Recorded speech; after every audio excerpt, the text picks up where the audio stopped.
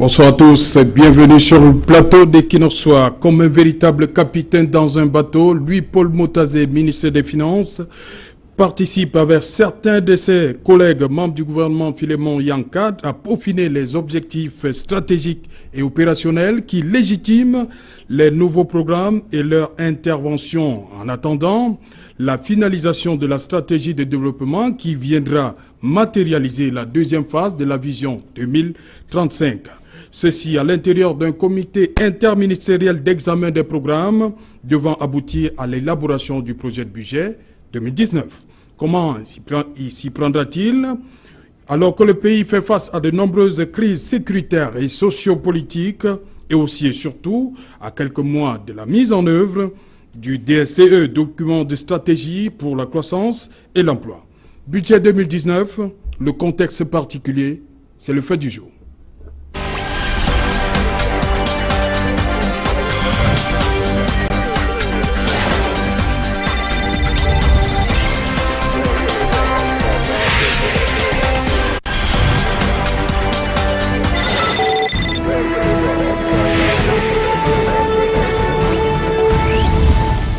Parlez, je suis avec Maître Bienvenu Eben, bonsoir. Bonsoir M. Otto, bonsoir à vos téléspectateurs et bonsoir à toute la famille Equinox. Vous êtes huissier de justice, mais très proche du milieu de la finance. Oui, je suis assez proche du milieu de la finance pour avoir été cadre dirigeant d'un établissement de microfinance pendant une quinzaine d'années, 16 ans plus précisément. Je suis à proprement parler un juriste financier. En fait. Voilà. Idriss Lisson, bonsoir. Bonsoir, M. Otto. Oui, vous êtes journaliste et vous travaillez pour le quotidien de l'économie. Oui, je suis le chef d'ex, littoral sud-ouest du quotidien de l'économie. Nous aussi chef de chaîne, Culture FM. C'est à Ezeka. Voilà, je commence avec vous. Lorsque les raisons qui ont mené à la tenue de ce comité, on évoque ça se passe quelques semaines avant la présidentielle. Est-ce que cette réunion, ce comité interministériel avait toute son importance? Oui, il faut dire que lorsqu'on est face à une situation de crise, M. Otto, je pense qu'il faut trouver les mesures et trouver les mécanismes pour résoudre la crise. Parce que s'il n'y avait pas cette crise-là, je ne pense pas que le ministre des Finances aurait convoqué ce comité. Donc je pense qu'aujourd'hui, il y a un problème. Lorsqu'on voit l'environnement économique et l'environnement financier, surtout, on a vu les PME qui criaient au niveau du gouvernement en termes de paiement des factures. On a des prestataires qui ne sont presque pas payés. Et vous vous souvenez que le ministère des Finances a communiqué il y a quelques mois sur une partie de l'ardoise qui a été payée aux petites et moyennes entreprises. Mais ceci, c'était une bonne option, mais ce n'est pas encore véritablement le fait. Donc en fait, en réalité, il y a aussi le fait que le gouvernement n'arrive pas à résoudre, avoir les fonds qu'il faut pour entamer les charges mensuelles. Donc vous trouvez que on fait recours au bon du Trésor au niveau de la BEAC avec tout ce que cela comporte. Cela veut dire qu'il y a quelques soucis, même si ce sont des opérations normales sur le plan de la gestion financière d'un État. Mais je pense qu'il était temps peut-être de réunir ce comité pour essayer de trouver des mécanismes pour permettre à ce qui arrive en octobre, que cette échéance se déroule sans problème. Et pour rassurer, parce que vous savez qu'aujourd'hui, on va essayer d'évaluer le septennat du président Paul Biya, qui est encore candidat à sa propre succession. Il faut que le gouvernement rassure les parties prenantes pour qu'en entrant en campagne en septembre, qu'ils aient des arguments pour pouvoir défendre le bilan. Voilà. La même chose, vous pensez que c'était important que cela se fasse avant le 7 octobre? Que cela se passe avant le 7 octobre, je ne sais pas si c'est exactement en ces termes qu'il faut poser le problème, parce que bien que l'élection présidentielle soit programmée en octobre, mais l'activité socio-économique du pays, elle est continue. Okay. Il faut simplement dire que le 20 La présidentielle, c'est un enjeu majeur. Oui, la présidentielle, c'est un enjeu majeur, mais la vie économique du pays ne s'arrête pas pour autant. Oui. On est d'accord. Le 20 juin 2018, M. Biya, président de la République, a instruit une circulaire avec 83 points qui sont en fait des directives que doit respecter l'élaboration du budget 2019. Alors, en bas de ces directives, il y a un chronogramme qui est un programme habituel d'élaboration du budget. Et dans le chronogramme en question, le projet de budget doit parvenir à la présidence de la République, je crois, au plus tard en octobre de 2018. Oui. OK, mais il y a un ensemble d'activités qui sont prévues là-dedans, oui. Des comités, des sessions. Il y en a un qui devait avoir rendu sa copie, je pense, au 17 août, donc dans 3 jours là. Oui. Donc, bref, ces activités normales de l'État dans le projet d'élaboration de, je sais pas moi, de sa gestion financière. Voilà. Vous avez parlé de ces points, on demande de tenir compte des exigences du programme économique. Il y a aussi parachever le plan triennal, l'organisation surtout de la CAN. De la CAN. De la CAN. Voilà, c'est surtout, pour moi, c'est surtout ça qui, quand j'essaie de rentrer dans leur psychologie, c'est surtout ça qui fait la particularité du budget 2019, parce que tout le monde est focalisé. Est-ce que le Cameroun va finir par organiser... Puisque le délai c'est décembre. Est-ce que le Cameroun va finir par organiser la CAN ou pas? Et là, il faut se doter de tous les moyens pour pouvoir rattraper ce qui ne l'a pas été, oui. Et finaliser ce qui peut encore l'être. Donc je pense que c'est ça qui fait la particularité. Enfin, là-dedans, quand on parle de la finalisation du parachèvement du DSE, du document stratégique pour la croissance et l'économie, le plan d'urgence triennal, oui. Mais ça, c'est des documents, c'est des actions qui sont mises en œuvre depuis un certain nombre de temps, oui. Dont on n'a pas évalué la faisabilité. C'est-à-dire, on n'a pas passé ces programmes-là à la critique même des experts. Donc, ce qui fait que il y a eu une petite navigation en vue, et puis là maintenant, du coup, on se réveille et on met ça en avant, on essaye de le noyer au milieu d'autres recommandations. Oui. Et c'est le fonctionnement habituel, malheureusement, de l'État du Cameroun. Et de Lisson, vous êtes d'accord qu'il faut à tout prix des fonds avant décembre 2018 pour la CAN et aussi la présidentielle? Oui, bien sûr, il faut trouver les mécanismes. Et maintenant, vu ce qu'on a vu ces dernières années, on va se poser la question de savoir, est-ce que, vous savez qu'un budget, c'est un ensemble de prévisions et, oui, oui. Et les recettes et les dépenses. Voilà. Alors, ces recettes, où est-ce qu'on va les prendre? Est-ce qu'on va continuer à visser les PME? Parce que nous sommes dans une sorte, ça dit que les opérateurs économiques sont déjà asphyxiés et étouffés. Donc, où est-ce qu'on va aller chercher? C'est une très bonne question et j'aimerais que ce comité et que le ministère des Finances trouve justement les réponses à cela. Mais tel qu'on voit comment nous fonctionnons, comment le gouvernement fonctionne, ceux qui sont inquiets vont encore, une fois de plus, être plus inquiets parce qu'on ne voit pas de signaux. Parce qu'au moment où nous parlons, par exemple, pour le budget 2018, il y a des difficultés à joindre les deux bouts. Alors, 2019, voilà la CAN qui arrive avec des échéances non prévues comme des échéances prévues. Et surtout Maître parlait du plan triennal qui est déjà enclenché. Ces fonds ont été annoncés. Où est-ce qu'on les trouve? Ou bien est-ce que ces fonds sont disponibles quelque part? Sinon, il faut trouver ces fonds. Finalement, on risque de se trouver avec des promesses qui ne vont pas se tenir. Peut-être que Maître ne devait pas en parler, mais je pense que là, on est face à l'échéance du 7 octobre, où il faut absolument élire le candidat Biya et après, demain, on verra. Mais si il faut véritablement évaluer, on se dit que il y aura des difficultés pour 2019. Et Lisson semble... La priorité pour lui, c'est la présidentielle d'abord, ensuite la CAN. Mais pour la même de la réélection. Oui, bon, de la réélection d'abord, oui, puisque quand vous les écoutez déjà, un ministre de la République a dit sur un plateau de télévision chez un de vos concurrents qu'on ne remporte pas une élection avec un bilan. Okay? Donc ça veut dire qu'ils ne se sentent même pas obligés de faire le bilan de tout ce qu'ils nous ont promis il y a 7 ans. Voilà, donc c'est dans cette logique qu'ils sont. Alors, est-ce que c'est la réélection moi je dois savoir. La réélection avant la réélection après. Du moins, non, la réélection.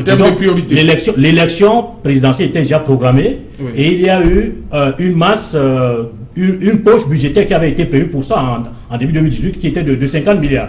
C'est-à-dire pour les 3 élections couplées qui devaient se tenir. Oui. Alors, si les législatives et les municipales ont été reportées, ça veut dire que la masse budgétaire qui devait servir à l'organisation des municipales et des législatives est encore disponible. Ils peuvent bien la mettre à disposition pour l'organisation de la présidentielle.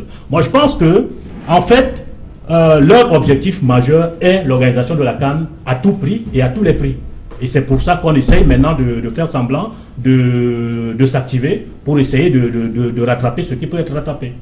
Ben, je dis, le contexte est d'autant plus particulier pour le ministre des Finances que le président de la République a instruit qu'il faut mettre en place, je sais pas, une fiscalité, faciliter la fiscalité pour les PME. Oui. Ben, attendez, ça c'est un objectif qu'on met quelque part et puis un contrepoids qui n'ont jamais appliqué auparavant.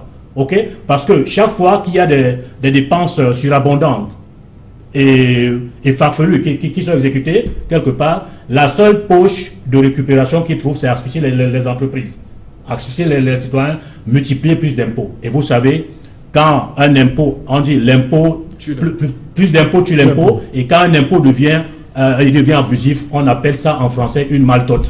Ça veut dire que c'est un impôt abusif, il est plutôt asphyxiant. Voilà, il y a une autre préoccupation, c'est la crise sociopolitique.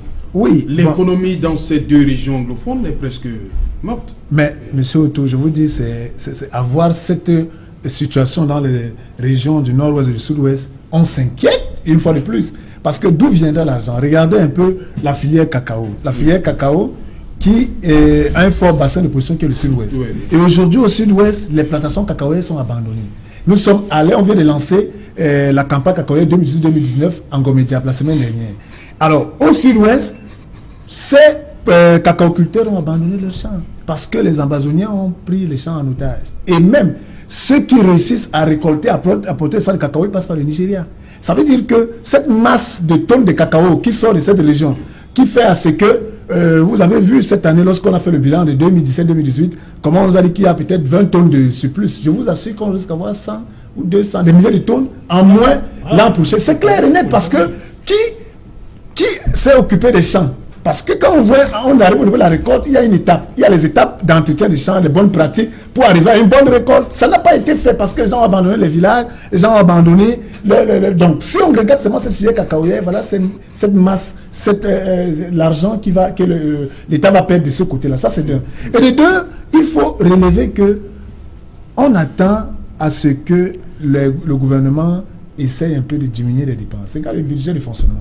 Chaque fois, on sort des notes où on dit il faut serrer la ceinture, mais presque rien, aucune ceinture n'est serrée. Parce que moi, je pense que si peut-être la circulaire du chef de l'État et si le ministre des Finances prendrait, ça veut dire que si on prend des mesures fortes pour justement essayer de diminuer le train de vie de l'État, moi, je pense que cette piste-là peut permettre à ce qu'ils aient un peu de liquidité. Mais à regarder tel que le système fonctionne, je doute fort et je pense que 2019, c'est véritablement particulier parce que là où on attend à recevoir de l'argent, on risque de ne pas en trouver. Voilà, il nous a rejoint sur ce plateau Emmanuel Kounié, bonsoir. Bonsoir monsieur Etou et merci de m'inviter à cette réflexion. Vous êtes économiste. Tout à fait. Voilà, Idriss Lissom parlait de cette filière cacao du sud-ouest qui est presque morte. Comment faire? Oui, elle est morte. Elle est morte. Il n'est pas question de la relever dans les conditions actuelles parce qu'en réalité, le cacao du Cameroun est fait de 40%, n'est-ce pas, de production qui sortent du sud-ouest.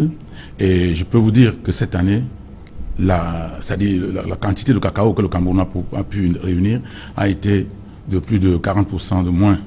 Donc, dans le sud-ouest, la production a été presque nulle. Et puis, c'est pas tout. Il y a d'autres filières. Vous avez l'acide ici, par exemple, qui fonctionne à près de 25% parce que le problème qu'il y a dans le nord et le sud-ouest. Et je me pose toujours la question de savoir si les gens qui se sont lancés dans une aventure de guerre dans ce coin ont évalué, n'est-ce pas, toutes ces situations, parce que notre pays, financièrement, est en train d'aller vers une situation qu'on n'a jamais connue, si rien n'est fait jusqu'à une certaine période. Voilà. Maître Ben, il y a cette situation, hein, ça c'est pour le cacao, mais on va parler de la petite économie, avec les villes mortes. Comment l'État va réussir à recouvrer les impôts? C'est la question qu'il faut se poser. Est-ce qu'on court vers l'incivisme fiscal de ce côté? On ne court pas vers l'incivisme fiscal, on y est déjà. Vous comprenez? Et il faut dire que les acteurs économiques et les citoyens ne plongent pas dans l'incivisme de manière délibérée. Mais quand vous avez d'un côté, comme pour le cas de Goya, un maire qui vous contraint de venir ouvrir votre activité, et de l'autre côté, des soi-disant sécessionnistes qui vous trucident quand vous ouvrez, finalement la population est prise entre deux feux, on ne leur propose aucune solution sécuritaire pour mener à bien les activités. Qu'est-ce qu'elle fait? Ben, par mesure de prudence et par instinct de suivi et de protection, ben, elle ferme l'activité et puis advienne que pourra. Maintenant, est-ce que... faire souffrir? Pardon? La population préfère donc souffrir? Mais la population souffre à contre-cœur, bien malgré elle. Mais attendez, entre aller ouvrir votre point de commerce et perdre la vie, et rester à la maison, quitte à ne pas pouvoir se nutrir, vous choisissez quoi? D'aller mourir? Ben non, ce n'est pas par intimidation des populations qu'on parviendra à résoudre le problème. Je pense que la solution, elle est ailleurs, et les tenants du pouvoir décisionnel savent quelle est la solution à appliquer à la situation. Mais, par arrogance et par orgueil habituel, ils refusent d'adopter la solution qu'il faut. Voilà. Il y a aussi le secteur du tourisme dans le Grand Nord qui a pris un sérieux coup. Hein. Comment lui, Paul Motazé, va faire? Mais lui, Paul Motazé, lui, il essaye de se débrouiller, parce que tout ce qu'il fait là, moi j'appelle ça de la débrouillardise. Vous ne pouvez pas avoir un ministre qui se retrouve au ministère de l'économie, qui nous dit qu'il est en train de financer des projets structurants et qui met en œuvre, n'est-ce pas, des projets immatures qui aujourd'hui sont presque tous des éléphants blancs, puisque aucun projet n'est mis. Mais le pouvoir brandit ça comme des trophées. Mais justement, c'est des infrastructures, un des points du DSE. C'est des faux projets. D'ailleurs, la Banque mondiale. Projets structurants. Oui, la Banque mondiale a constaté elle-même l'échec des projets structurants. Parce que quand vous prenez Lompanga, Memvele, tous ces barrages ont été faits précipitamment, parce que le chef de l'État n'a pas de grandes ambitions, de grandes réalisations. Quand ils ont vu l'argent de PPTE, ça les a affolés. Ils sont rentrés dans les projets sans pouvoir, n'est-ce pas, s'assurer que les projets étaient matures. Et quand ils se sont rendus compte, qu'après coup, que les projets n'étaient pas entièrement étudiés et que, par exemple, pour les barrages électriques, les barrages hydrauliques qu'ils ont fait, Lompanga, Memvele, le barrage était construit, mais qu'il manquait les infrastructures de transport. Et maintenant, ils sont en train de chercher l'argent à gauche, à droite pour pouvoir, n'est-ce pas, faire d'autres projets qui consistent à construire les infrastructures de transport pour transporter l'énergie. On ne fait pas, ça dit que dans un pays normal, des hommes normaux ne se lancent pas dans ce genre d'aventure. Non pas seulement il a fait, après avoir fini de gérer ces projets qui ne tiennent pas debout, il est allé au ministère des Finances, il nous a annoncé qu'il allait payer la dette des PME.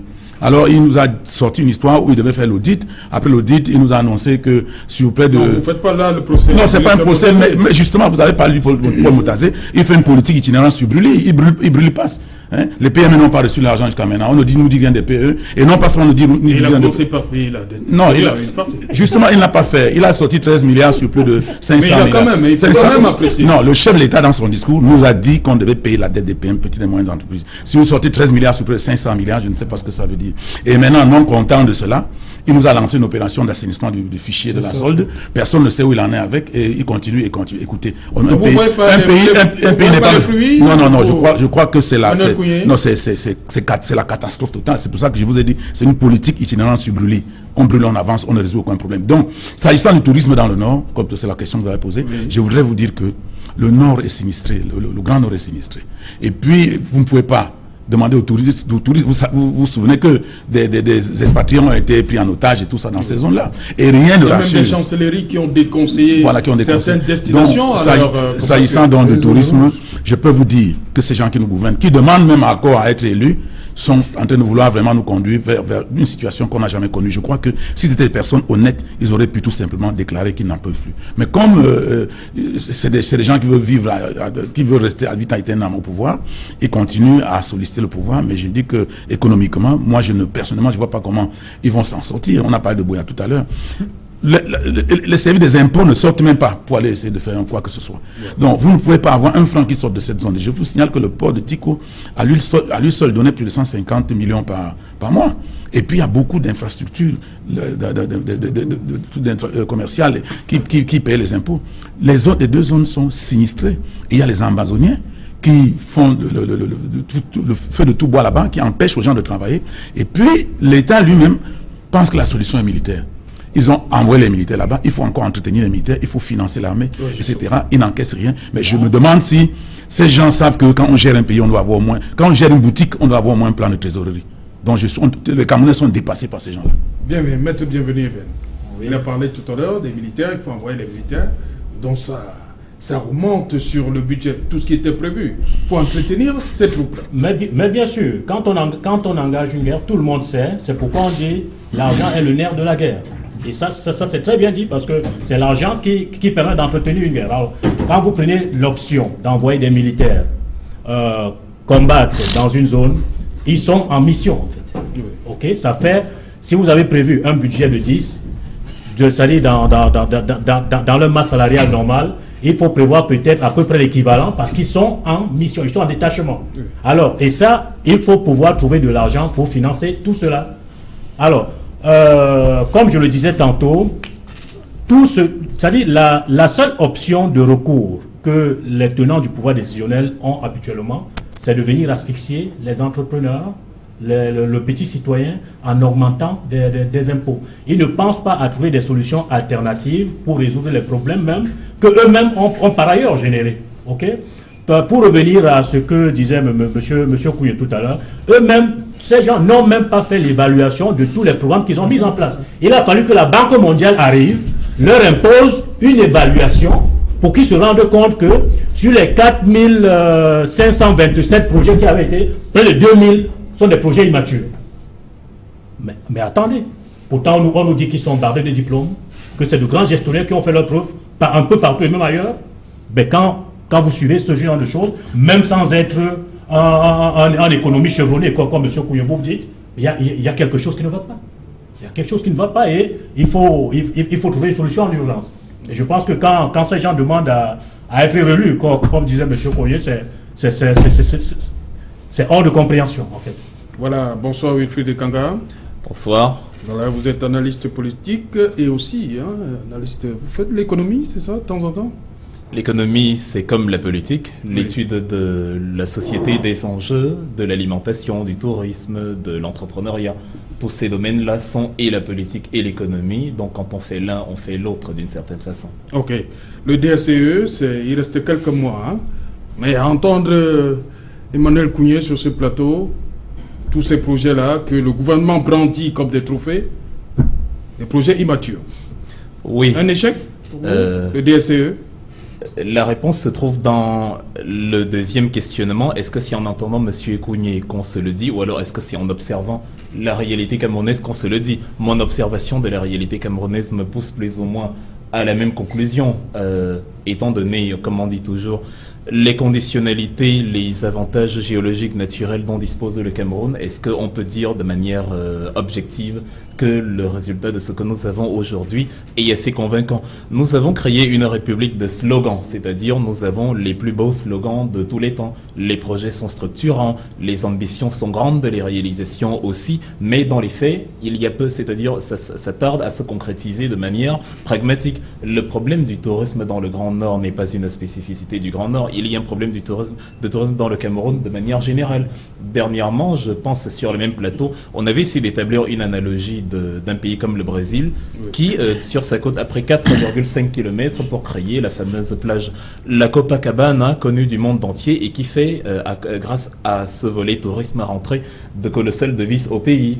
Nous avons plus de 400 km de côte au Cameroun. Pourquoi nous n'y arrivons pas? Je prends cet exemple parce que nous sommes dans la zone côtière, on n'a pas besoin d'aller très loin au nord, et ainsi de suite. Donc sur les 100% de projets que nous avons aujourd'hui, bon, il y a près de 49 qui ne sont pas à maturité, comme vous avez dit, et ce n'est pas comme si les 52% étaient assez convaincants dans la réalisation. On a évoqué le volet des éléphants blancs tout à l'heure. Un éléphant blanc, c'est un projet qui impressionne par son apparence, par son envergure, mais qui, du point de vue de l'utilité, ne sert strictement à rien. Et on en parlait récemment aussi en faisant allusion au deuxième pont sur le Vori, pour revenir à Douala. Il est aussi très beau, il y a plusieurs voies, mais lorsque vous voyez que le rond-point d'Aïdo, en tout cas l'entrée dans la ville de Douala, est partagée par l'ancien pont, vous vous demandez à quoi a servi ce pont.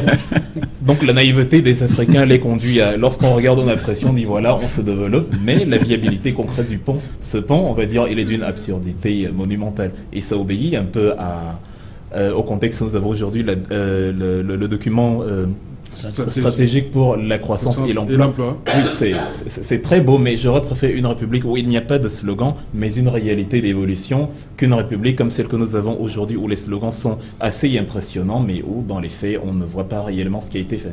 Mais c'est une espèce de feuille de route. C'est à l'intérieur que tout est consigné. plus que la feuille de route, il y a le respect de la feuille de route, et plus que la feuille de route, il y a le contenu avant même l'élaboration du premier projet de la feuille de route. Est-ce que tout ce qui est contenu dans ces projets-là a un sens? D'autant plus que même les pays développés ont la problématique. Vous prenez, je ne sais pas, par hasard le Canada, les Canadiens ont essayé de construire un aéroport à Montréal, l'aéroport Montréal-Mirabel, qui s'est avéré un peu une incongruité, qui n'a pas vraiment servi à grand-chose. Alors, ça appelle à d'autant plus de prudence. Si déjà même ce que nous appelons aujourd'hui pays développés, pays industrialisés, ont cette problématique de viabilité, d'utilité concrète des projets, les pays en voie de développement, comme on s'autoproclame, alors qu'on est encore, on va dire, du point de vue de l'industrialisation, en tout cas, moins avancé que ceux qu'on appelle en voie de développement, la Chine, l'Inde, les Philippines, la Thaïlande, des pays comme ça, on est appelé à davantage de prudence. D'autant plus que les prérogatives économiques, en tout cas les conditionnalités économiques mises en place par ceux-là qui parlent aujourd'hui au sein de l'administration de croissance, de projet, les conditionnalités qu'ils ont mises vont en réalité contre justement ces velléités de croissance. On parlait d'élargir l'assiette fiscale, comme cela a été mentionné dans plusieurs documents et plusieurs analyses, mais en même temps, nous avons cet épineux problème des APE qui a réduit l'assiette fiscale et réduit considérablement l'assiette fiscale. Étant donné les importations énormes du Cameroun, les rentrées des marchandises avaient au moins l'avantage, entre guillemets, parce qu'il n'y en a pas vraiment quand on importe plus qu'on exporte, avaient au moins l'avantage que pour le dédouanement, il y avait voilà, ce retrait fiscal qui permettait à l'État de renflouer ses caisses. Maintenant qu'on y renonce et qu'on dit dans le même temps que bon, à l'échelle nationale, on va renflouer l'assiette fiscale, c'est un peu faire une politique contre-productive, d'où l'absence de résultats actuels. Edith Lisson, pression fiscale comme seul moyen pour lui, Paul Motazé, de préparer sa loi de finances 2019? Je pense qu'ils n'ont pas le choix. Je vous ai dit qu'il faut analyser en regardant ce qui s'est fait avant. Oui. Et on ne voit aucune originalité, on ne voit aucune inventivité, on ne voit aucune créativité par rapport à ces gestionnaires. Mais je pense que nous sommes, il a dit, dans une république de cosmétique. C'est-à-dire qu'on veut absolument jouer sur les beaux discours, les belles images, et alors qu'au fond, il n'y a pas d'éléments palpables. Moi, j'ai dit tantôt que pour 2019, j'aimerais bien voir la magie. C'est-à-dire que la magie que le ministre des Finances va faire, comme à l'époque, peut-être avec un bâton magique abracadabra, il va permettre d'avoir des recettes. Non, mais je vous dis que la situation est pour moi d'autant plus très grave que plusieurs personnes dans ce plateau ont dit que ce gouvernement, moi je dis toujours que c'est de bonne guerre, que ceux qui profitent du système le défendent corps et à cri. Mais lorsque ils rentrent chez eux en fin de journée, qu'est-ce qu'ils se disent? Lorsque vous arrivez dans une ville comme Douala où vous ne pouvez ni sortir ni entrer, parce que on est à la pénétrante et c'est la catastrophe. C'est-à-dire que quand on vit ça au quotidien... Il y a le deuxième pont sur le Vouri. Non, laissons même le deuxième pont sur le Vouri. Voilà la nationale numéro 3 qui est la voie de passage qui dessert plusieurs pays, c'est-à-dire la RCA et la Centrafrique, qui se trouve bloquée parce qu'il n'y a pas d'entrée. 3 jours. Mais je vous dis, et ce qui arrivera demain sera plus grave, parce que j'ai l'impression que quand on fait l'analyse de 2019, on ne prend même pas en compte cela. Ça veut dire que nous allons arriver à un moment dans ces pays-ci ou dans cette ville de Douala où on va se lever matin, on sera enfermé entre nous, on ne pourra ni sortir ni entrer. Et c'est vrai, personne, cela ne cœur personne, on ne voit aucune visibilité. Mais entre-temps, lorsque vous voyez ce projet, cette république de l'urgence, où on va mettre les plans d'urgence et tout ça, vous allez voir cet argent qui sort, mais qui ne donne aucun résultat. Ça veut dire qu'il y a un système qui est mis en place pour nous pousser à l'urgence, parce que eux qui gérant à l'urgence sans orthodoxie financière, vont manipuler l'argent et ils vont s'enrichir. Entre-temps, le peuple va croupir toujours dans la misère. Donc je pense que 2019 pour moi, c'est... en fait, les électeurs pourront... Il faut peut-être mieux éclairer les électeurs pour qu'ils décident de cette pour arrêter ça. Parce que 2019 pour moi, je vois véritablement la vie plus difficile que celle que nous vivons aujourd'hui. Hein. Emmanuel Kounye, je vais vous lire là quelques éléments le deuxième point du DSE par rapport à la stratégie de croissance. On parle de croissance accélérée, une croissance moyenne à 5%, sous-emploi moins de 50%, taux de pauvreté monétaire moins de 28,7%, réalisation de tous les objectifs du millénaire pour le développement. Vous êtes satisfait à quelques mois de la fin du DSE? La mise en œuvre du DSE. Non, je crois vous avez vu tout ça? Non, je crois que peut-être ce sont des prévisions. Parce que vous vous souvenez que le chef de l'État, je ne sais pas en quelle année, peut-être c'était en 2016 ou en 2015, je ne sais plus, quand il a fait son discours, il a parlé de résilience. Parce que, dit-il, on avait atteint, en 2016, on avait atteint un taux de croissance de 5, quelque chose %. Mais depuis cette année-là, il n'en parle plus. Il ne parle plus de taux de croissance, il fait son discours, il n'en parle pas. Parce que nous avons dégringolé. Et puis, je voudrais vous dire que si on est arrivé là où on est, il faut quand même qu'on établisse des responsabilités. Parce que quand nous avons atteint le point d'achèvement, nous avons eu de l'argent en quantité. Il y a eu les fonds PPTE.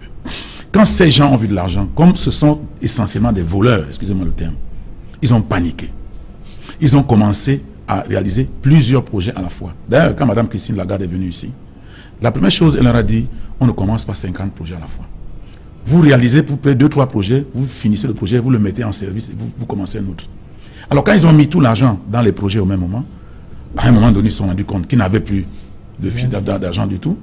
Ils sont lancés maintenant dans la recherche des fonds.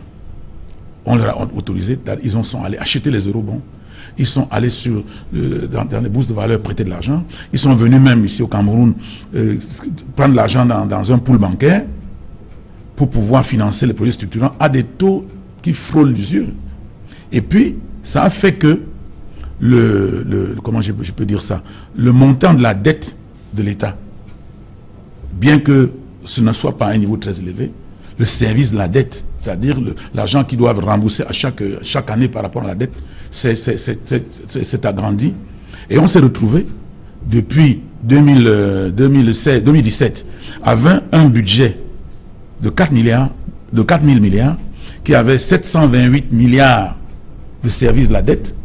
Et l'année dernière, cette année, en 2018, le service de la dette, 1027 milliards. C'est-à-dire que vous avez un budget de 4 000 milliards avec 1027 milliards pour pouvoir payer la dette. Conclusion, et non pas seulement ils le font, mais ils prévoient encore près de 1100 milliards de dettes qu'ils vont contacter. Ils vont contacter n'importe comment. Parce que maintenant, c'est des prêts non concessionnels qu'ils prennent. Parce que quand la Banque mondiale ou les bailleurs de fonds normaux vous prennent de l'argent pour financer des projets structurants, c'est généralement à des taux inférieurs à 1%. Mais quand vous allez prendre l'argent dans des pools bancaires à près de 12% pour financer un projet structurant, de l'argent à très court terme, vous êtes fatalement en train de plomber le budget de l'État. Et c'est cette mauvaise structuration qui les met dans la situation dans laquelle ils se trouvent. J'ai suivi le ministre Issa Chiroma qui disait le Cameroun, le niveau de la dette du Cameroun est à 35% de son PIB. On peut s'endetter jusqu'à 70%. D'accord. Mais la qualité de la dette étant mauvaise, elle a plombé complètement le budget de l'État, paralysé toutes les actions, ce qui fait qu'ils peuvent faire tout ce qu'ils font là, ils ne peuvent plus, ils ont eux-mêmes creusé une tombe dans laquelle ils sont entrés, et aujourd'hui, on a des problèmes sécuritaires, on a des problèmes de ville morte et tout ce que vous voulez, et il y a des entreprises qui ne peuvent plus payer les impôts, il y a des entreprises qui ne peuvent même pas s'installer, ils ont signé les APE, ils sont entrés dans plein de complications, et vous vous souvenez, sur ce plein plateau, nous avons crié pendant toute une année pour leur dire que les APE, ce n'est pas quelque chose à faire. Il y a quelques personnes qui leur disaient non, c'est une bonne chose, etc. Mais ils se sont rendus compte qu'ils ont signé les APE et les autres pays de la zone ont refusé, n'est-ce pas, d'adhérer à tout cela. Et ils sont engouffrés dedans. Aujourd'hui, on voit les magasins, les comptes Carrefour s'installer au Cameroun pour écouler les produits, etc. D'ici la fin de cette année 2018, on va entrer dans l'année 2019. Ce qu'ils veulent, c'est continuer c'est prendre le pouvoir et s'installer au pouvoir, et advienne que pourra. Parce qu'il est établi de manière claire, économiquement, il est établi qu'ils ne pourront pas faire quoi que ce soit, n'est-ce pas, pour sortir le Cameroun dans les taux dans lesquels ils ont pris le pays. Emmanuel Kounié, je reste avec vous. Vous avez dit tantôt qu'ils se sont lancés dans plusieurs projets à la fois au même moment. Mais on a vu, non loin de nous, il y a un pays voisin qui s'est jeté dans cette... On a vu les fruits. Quel pays? La Guinée équatoriale. C'est vous qui le dites. Oui, si vous prenez le cas de la Guinée équatoriale, la Guinée équatoriale a construit... En quoi c'est une mauvaise chose de se lancer? Quand vous vous lancez dans des projets, mais vous faites un chronogramme de votre projet, vous regardez votre financement. Regardez même seulement le pont du Vori. On nous avait dit en 2013 qu'il serait livré à 2016, quelque chose comme ça. Mais après avoir fini le pont, parce qu'ils ont conçu le pont, toujours un projet immature, après avoir terminé la construction du pont, ils se sont rendus compte que les pénétrantes n'étaient pas prévues. Maintenant, ils ont commencé à chercher les financements pour les pénétrantes. Ils ont fait la pénétrante de Bonabéry, la pénétrante ouest, mais la pénétrante du pont de Vori, du rond-point d'Edo, ils sont dessus. Quand vous-même, sans être ingénieur, un Camerounais simple, quand vous arrivez devant ce pont, à cet endroit, vous vous demandez si les gens qui sont en train de travailler comprennent ce qu'ils sont en train de faire. Parce que personne ne comprend ce qu'ils sont en train de faire là-bas. Et puis, quel que soit, même si on n'a pas été à l'école, on comprend quand on construit un pont comme ça. Si au rond-point des dos, il y aura toujours la route qui descend vers Bonantonin pour au rond-point 4e, toujours la route de Trois Boutiques et toujours la route d'Alfred Sacker, les gens vont circuler sur le pont, mais il y aura un engorgement à la sortie. Mais quels sont ces gens qui... Moi, je crois que ces gens qui financent des projets ne viennent même pas voir ces projets. Et on a un président de la République qui ne sort jamais de chez lui. Mais on ne peut pas, un peuple ne peut pas vivre comme ça. C'est comme si nous sommes maudits.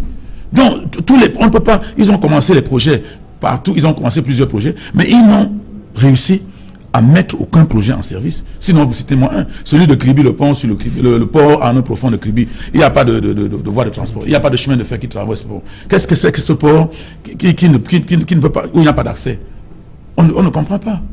Donc, moi, je crois qu'il y a quelque chose qui ne va pas. Mais ces gens devaient au moins marquer un temps d'arrêt et expliquer aux Camerounais qu'ils ont échoué et que, je ne sais pas, qu'on essaie de voir comment... Et puis, essayer d'associer d'autres personnes. Parce que vous ne pouvez pas être ceux qui conçoivent les projets, ceux qui les mettent en œuvre, ceux qui contrôlent, et puis vous faites tout. C'est-à-dire que vous êtes au début du projet à la fin. Dans d'autres pays, on met moins des cabinets privés pour pouvoir s'assurer que les travaux sont en train d'être faits selon les règles là. Et puis, on regarde ça sous plusieurs prismes, et puis on s'assure que le projet avance normalement. C'est les mêmes gens qui conçoivent les projets. C'est eux qui passent des marchés. Et souvent, c'est des marchés qu'on passe de manière précipitée, comme les marchés de la canne. C'est des marchés de gré à gré et tout ça. Et puis, c'est eux qui sont chargés, c'est l'administration qui est chargée de suivre tout ça. Donc, moi, je crois que nous sommes dans une situation catastrophique. Et je crois que ces gens, s'ils sont gentils, ils devraient quand même comprendre que ce qu'ils ont fait ne leur permet pas de continuer à espérer de continuer. Maître Ben, autre point, ça c'est le 5e point du DSCE. Un capital humain solide pouvant soutenir la croissance économique. Développement du secteur de la santé, l'éducation, formation professionnelle, genre et protection sociale. Et là-dedans, on brandit comme toujours le trophée. On a conçu plusieurs universités, des hôpitaux de référence. Vous n'êtes pas satisfait avec tout ça? Monsieur Autour, je ne sais pas, bon, vous jouez votre rôle de bon journaliste. Mais concernant les hôpitaux, en fait, pour ce point, il faut dire que dans la circulaire dont nous avons parlé tout à l'heure de Monsieur le Président de la République, le point 72, deuxième tiret, parle exactement de l'accès à l'éducation, à l'eau potable, au logement. Et est-ce que rien n'a été fait? Il y a eu une avancée ou pas? Écoutez, en termes de logement, le ministre de l'Habitat a fait toute une conférence de presse pour dire comment les logements sociaux sont déjà en cours d'achèvement, ils sont exécutés, la construction est exécutée à près de 80%. Vous êtes rendu en Barabakoko? Non. Bon, vous n'y avez pas été, faites-y un tour. Et c'est ainsi partout, dans toutes les villes où le projet de logements sociaux a été mis en œuvre.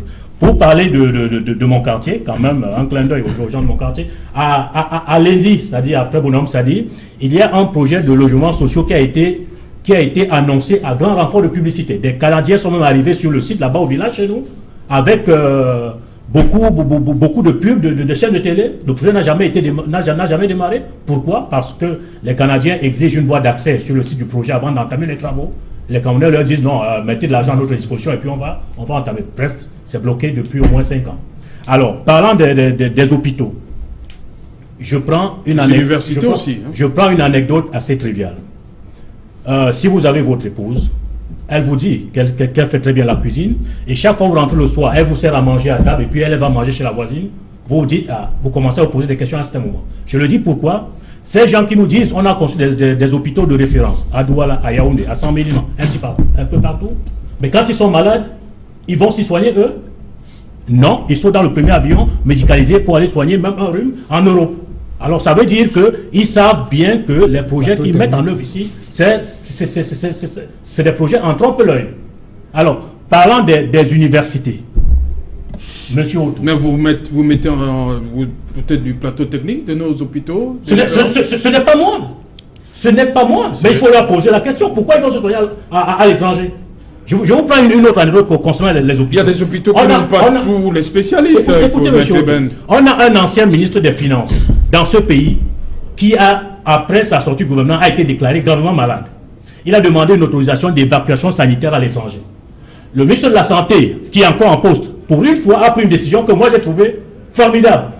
Il lui a autorisé son évacuation sanitaire pour l'hôpital de référence de Saint-Mélima. Vous comprenez? Il a estimé que son État pouvait être, pour son État, il pouvait se faire soigner à Saint-Mélima. Donc il y a quand même un plateau technique fiable. Je vous dis, qu'est-ce qui a été fait? Finalement, cet ex-ministre des Finances, avec ses accointances, a pu obtenir une autorisation de sortie du territoire. Le résultat des cours, c'est que à la sortie de l'aéroport à Roissy-Charles de Gaulle, il est sorti du brancard, il a pris un taxi pour aller se réfugier aux États-Unis, où il est jusqu'à présent. Vous comprenez un peu? Ça veut dire que ces gens savent que les hôpitaux qui nous brandissent ne servent pas à grand-chose. Je ne voudrais pas revenir ici sur le triste spectacle de feu Madame Koumatekel, avec, même si vous avez un plateau technique avec un personnel qui n'est pas conscient, qui n'a pas le souci de prendre en charge les malades qui arrivent, il se pose encore un problème de formation du personnel. Vous souvenez aussi, parlant des hôpitaux, de ce docteur en médecine, feu Madame Nkana, je crois, qui était décédé dans un hôpital de référence de Douala, parce qu'elle n'avait soi-disant pas payé une caution de 100 000 francs. Monsieur Autou, je dis, qu'on tienne tous les discours qu'on veut, mais en psychologie pratique, on nous apprenait, quand vous voulez connaître quelqu'un, n'écoute pas ce qu'il dit, hein. Regarde ce qu'il fait. Comment est-ce qu'il se comporte, tu le connaîtras mieux que dans son discours. Alors quand vous regardez tout ça, vous vous dites, ben, ces gens, ils nous prennent pour du bétail. Et c'est vrai, ils ont transformé le Camerounais en bétail électoral depuis très longtemps, et ils pensent que ça va continuer comme ça. Donc, tout ce qu'on met dans le DSE, M. Ekanga l'a dit tout à l'heure, c'est de la rhétorique verbeuse, c'est des slogans creux, c'est des discours, et rien d'autre. En termes de faisabilité, de réalisation pratique, il n'y a rien derrière. Et c'est ça qu'il faut expliquer aux téléspectateurs et aux citoyens camerounais. Fidi Ekanga, le tableau est si sombre que ça? C'est certainement l'émission la plus douloureuse à laquelle j'ai pu assister sur Equinox TV, parce que pour une fois, en se posant les véritables questions, on établit un diagnostic réel de la situation du pays. Les raisons pour lesquelles nous fustigeons la focalisation sur les débats politiques sont justement le fait que les manquements économiques et sociaux sont si énormes qu'à la fin, pour un observateur sérieux, il se demanderait si les Camerounais sont rationnels. Lorsqu'on a autant de manquements, comment ça se fait qu'on occulte autant justement les véritables sujets qui nous concernent? On parle de capital humain, en tout cas le 5e point que vous avez mentionné. Capital humain solide, pour soutenir la croissance économique. Exactement. Pour que le capital humain soit solide, il faut que l'humain soit au centre des préoccupations économiques du Cameroun. Il faut que l'économie soit une économie humaniste. Mais prenons le volet de la croissance. Lorsqu'on dit la croissance à 4-5%, bon, déjà les analystes, les études analyses sérieuses ont démontré que pour que le Cameroun devienne un véritable pays émergent, il faudrait une croissance à 8% de manière continue sur 20 ans. Là, on n'est même pas à 5%, on est à la moitié de ces fameux 8%. Et le deuxième élément qui dérange dans cette fameuse croissance économique, c'est que ce n'est pas comme si la grand-mère d'Eido, ou je sais pas, de Bepanda, a dans son quotidien le ressenti d'une croissance économique. Si la croissance économique, c'est l'exportation de la banane par la PHP, ou alors l'implantation de Carrefour, de Bolloré, etc. Oui, on est en pleine croissance économique. Mais tant que la création de richesse n'est pas le levier par lequel le Camerounais subvient à ses besoins, tant que la fonction publique est le premier employeur du pays, au point où les gens se font des guéguerres pour des positionnements, parce que justement, on n'a pas répondu aux questions économiques d'exploitation des richesses dont dispose le pays au profit des citoyens. Évidemment, là, on ne peut pas vraiment dire qu'on est dans une économie humaniste ou qu'il y ait une croissance économique outre mesure.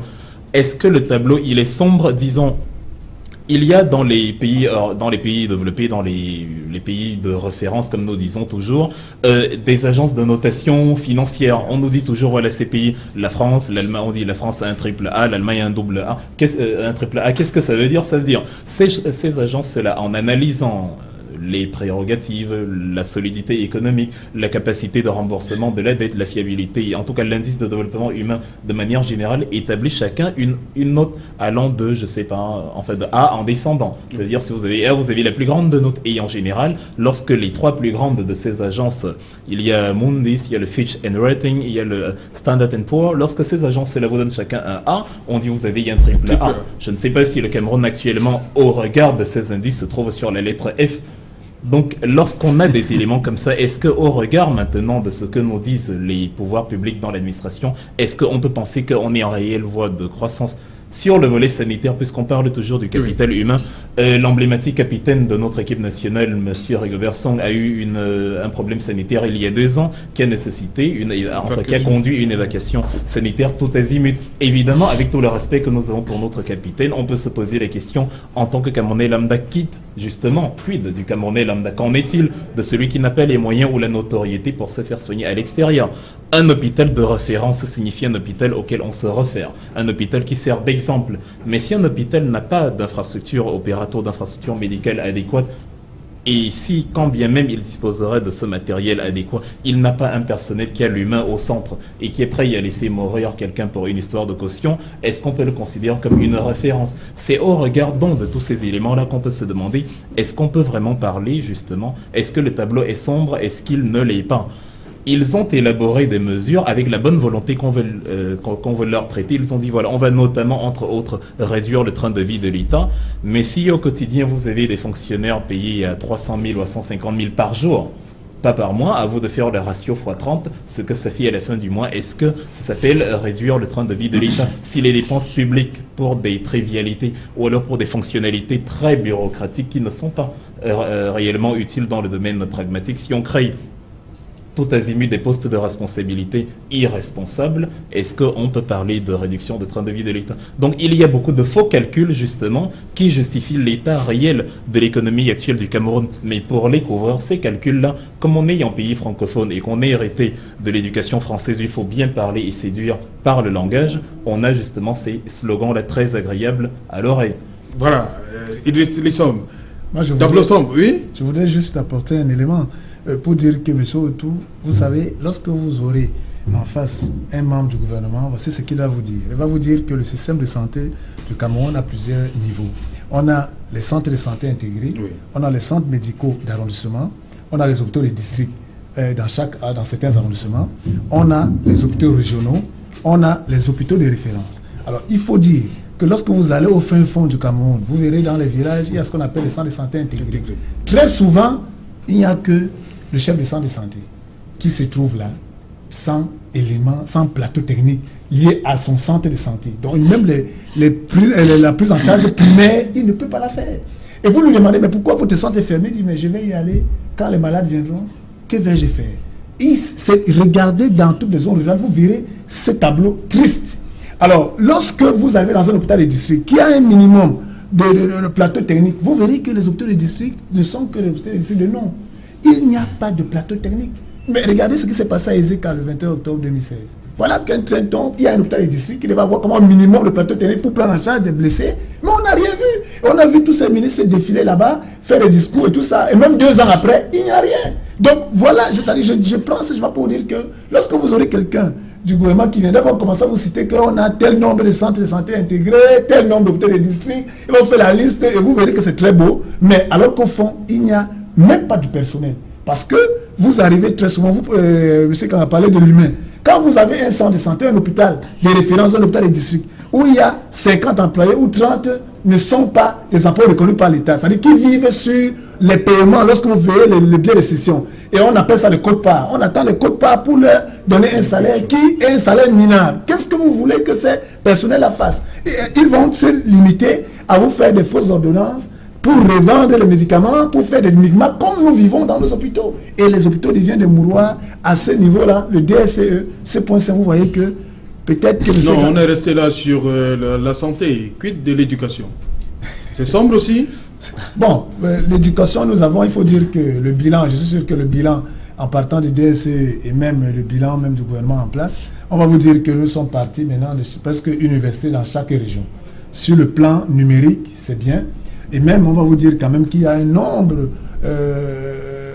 de diplômés et même d'enseignants qui sont recrutés. Mais on va, comme sur le plan de la santé, qu'est-ce que nous retrouvons dans ces universités?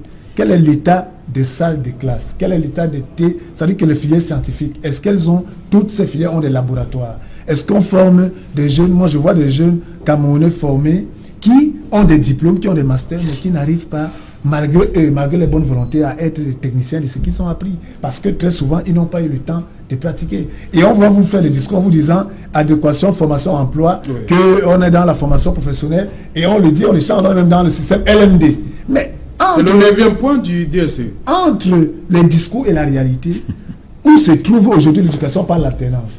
Combien de structures accueillent ces étudiants camerounais, même pour des stages? Quand on parle de l'alternance, c'est quoi? C'est que peut-être on passe 3 jours en classe et 2 jours en entreprise. Combien de fois? Ceux qui essaient de le faire sont souvent les structures privées, les IPES, certains, d'un certain niveau. Mais maintenant, les universités publiques même, est-ce qu'elles le font? Je vous assure qu'il y a peut-être de la bonne volonté, mais en réalité, il y a beaucoup à faire, beaucoup de travail à faire et beaucoup de limites. Ok. Emmanuel Kounié, beaucoup à faire. Même chose pour le budget 2019. Moi, il m'arrive souvent à me demander de quel côté on doit commencer. Parce qu'on ne peut pas être dans un pays et se rendre compte à un moment donné que ça brûle partout. Mais vous êtes justement là pour faire des propositions. Oui, mais peut-être eux, ils ne voient pas nous avons des choses comme vous. Nous faisons des propositions. Faites des propositions. Donc. Nous faisons des propositions aux gens qui n'acceptent jamais des propositions, qui n'écoutent pas. Vous voyez un pays comme celui-ci. Ne vous lassez pas, faites, continuez un pays de comme faire. celui-ci, il y a le plus grave problème que nous avons, qui est la crise anglophone. Le président de la République est chez lui. Il n'a jamais appelé aucun responsable d'un parti différent du sien pour lui demander qu'est-ce qu'on fait. Parce non, que vous ne pouvez pas être péremptoire comme non, ça. Vous êtes sûr qu'il ne consulte pas? Non, il ne consulte pas, puisque moi aussi, je suis dans un parti politique. Et on a vu en France, quand il y a eu l'attentat... Peut-être qu'il ne le fait pas de manière...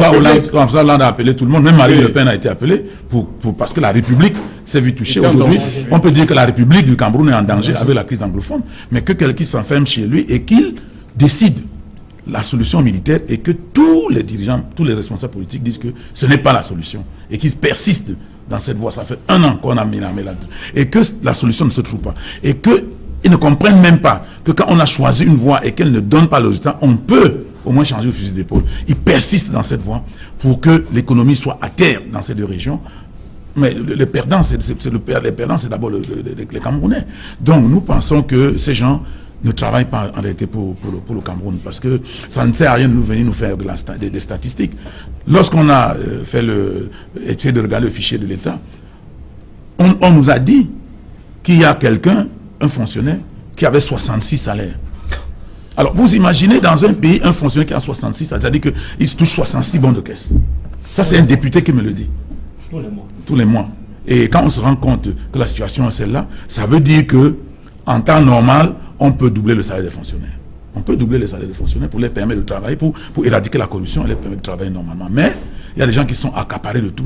Et dans un système comme celui-ci, c'est normal que... Parce que quand ça dégénère partout, on ne sait plus de quel côté commencer. Et quand on fait même des propositions, le pouvoir ne tient pas compte des propositions qui sont faites. Nous, on ne fait que des propositions. Mais on se rend compte que tout ce que nous disons ne sert à rien. Quand ils ont commencé avec les projets structurants, on leur a dit, nous leur avons dit, même sur ce plateau, est-ce que les projets sont matures? Vous avez vu l'autoroute Yaoundé-Douala. Chaque fois qu'on fait 4, 5, 6 km, les gens sortent du quartier pour venir s'asseoir sur la chaussée. On ne doit pas continuer parce qu'ils ne sont pas indemnisés. On va faire 50 ans, on ne pourra pas arriver à Douala. Quel est ce pays où on a un projet aussi important que l'autoroute Douala-Yaoundé, qui relie 2 villes principales, et qu'à chaque fois, les gens sortent pour venir bloquer les travaux, perturber, n'est-ce pas, les entrepreneurs. On l'a vu à plusieurs reprises, et on s'interroge. On s'interroge, mais ça ne fait... On ne ressent pas que quelque chose est fait dans ce sens. Vous voyez, Douala-Yaoundé, la piste qui relie Douala-Yaoundé, a été conçue en 82-83. Douala avait 1 million d'habitants, Yaoundé avait près de 800 000. Ce trafic-là, c'était normal qu'on ait une route comme celle-là. Aujourd'hui, Douala a près de 4 millions, Yaoundé a près de 3 millions. Cette route ne peut plus supporter ce trafic. Tous les jours, il y a des accidents. On dit les gens conduisent mal, on a suspendu ceci. Ce n'est pas de ça qu'il s'agit. C'est qu'il faut relier ces 2 villes avec une infrastructure qui correspond, n'est-ce pas, au trafic. Ok. Cédric Noufelet, bonsoir. Bonsoir Serge Alain, bonsoir à vos invités. Voilà, le journal, c'est dans un instant 2 ou 3 titres qui feront l'essentiel du 20h. Ce soir, nous évoquerons ces zones de turbulence managériale que traverse la Kamwata. Un nouveau président de conseil d'administration vient d'être nommé à la tête de cette structure, là où il y a un climat social tendu et un manque de dialogue. C'est en tout cas les missions assignées au nouveau PCA. Vous écouterez le gouvernement définir la feuille de route du nouveau président du conseil d'administration de la Kamwata, qui est désormais une entité publique chargée d'améliorer les conditions d'accès à l'eau potable au Cameroun. En politique, Garga Amanadi, candidat de l'ADD à l'élection présidentielle, lui qui fait face à une avalanche de critiques sur son attitude jugée extravagante face à une journaliste de la CRTV, il s'est expliqué lors d'une conférence de presse à Yaoundé. Vous suivrez dans ce journal sa version des faits sur cet incident survenu sur un plateau politique de la télévision publique. Nous évoquerons également ces conditions de vie difficiles des communautés pygmées dans la région du Sud. Vous les écouterez sur de nombreux manquements attribués au pouvoir public qui ne protège pas assez ces communautés minoritaires et dont l'absence de promotion plombe leur volonté de développement économique et social. Serge Alain. Voilà, le développement de tous ces titres, c'est dans un instant dans le 20h de Sédhic Noufélé. Quant à moi, madame, monsieur, je vous retrouve après pour le débrief.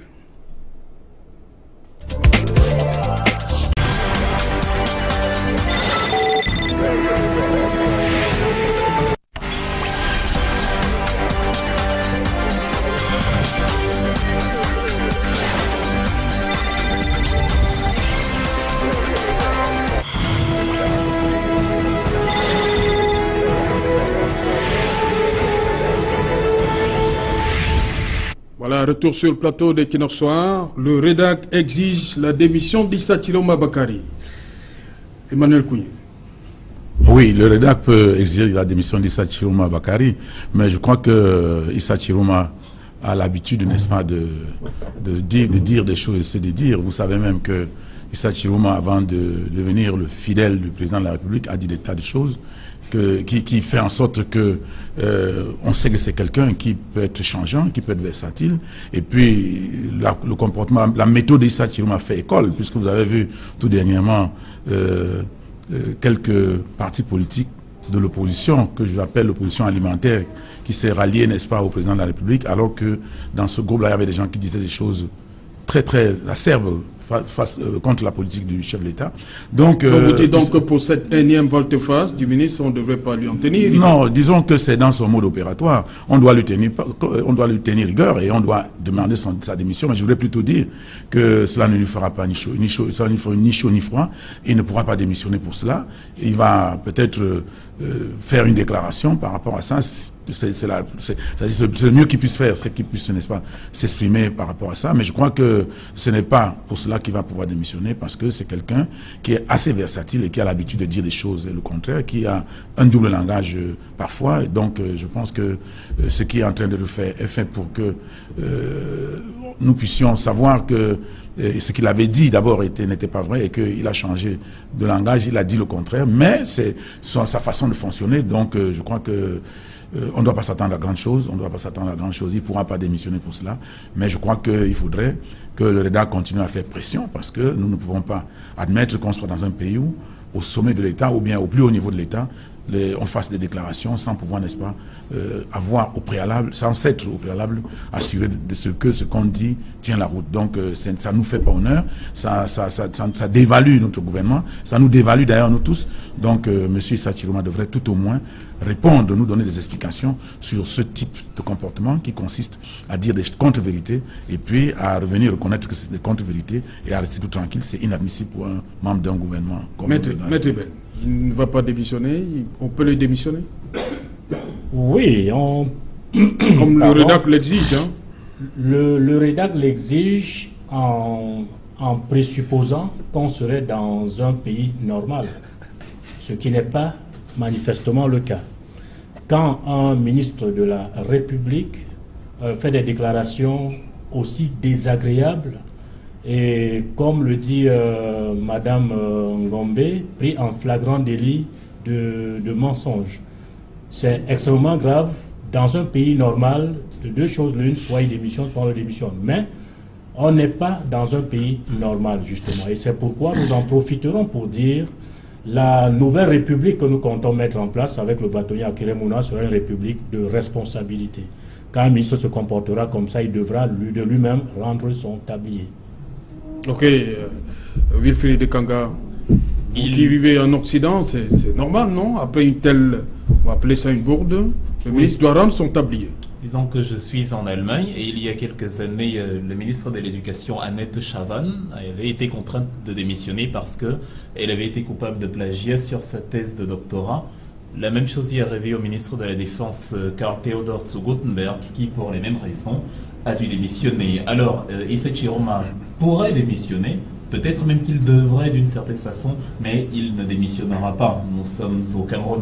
Si monsieur il y a des gens qui ont démissionné avant. Oui, il y a des gens qui ont démissionné. Monsieur Garga a démissionné, mais il y a des gens qui auraient dû démissionner aussi pour pire que ça et ne l'ont pas fait tout récemment. Nous avons l'incongruité à 500 et on a quand même permis à une entité qui élabore des concepts comme ça de continuer à édifier la population, éduquer la population. On a vu le ministre des Mines, de l'Eau et de l'Énergie dans le reportage tout à l'heure qui estime, comme dans la majeure partie des cas de notre administration, que changer d'individu à la tête d'une structure est synonyme de changer de système et qu'à partir de là, il y a un renouveau de la politique. Je ne sais pas s'il y a, enfin je ne sais pas, sur la centaine de mines que peut compter le Cameroun, il est très improbable que nous en disposions, en tant qu'État camerounais, de plus de 15% de ces mines-là, la plupart sont entre les mains des étrangers, et même ceux dont nous disposons, l'exploitation par insuffisance technologique, par absence de création de formation technologique locale, nous n'arrivons pas à les exploiter nous-mêmes, ce qui peut nous permettre d'embrayer aussi au ministère de l'Emploi et de la Formation professionnelle, où on se dit, où est le volet création de richesse. On forme les gens à demander du travail, au lieu de les former à créer du travail. Donc,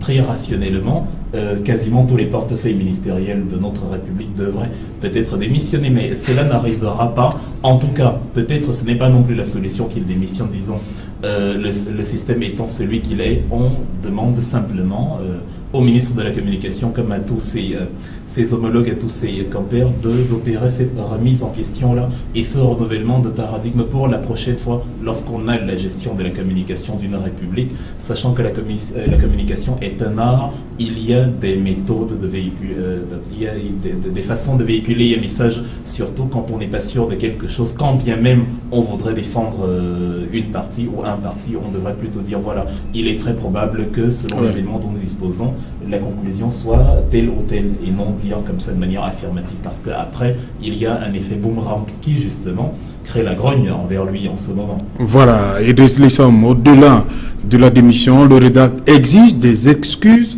officielles. Oui, je pense que c'est de bonne guerre.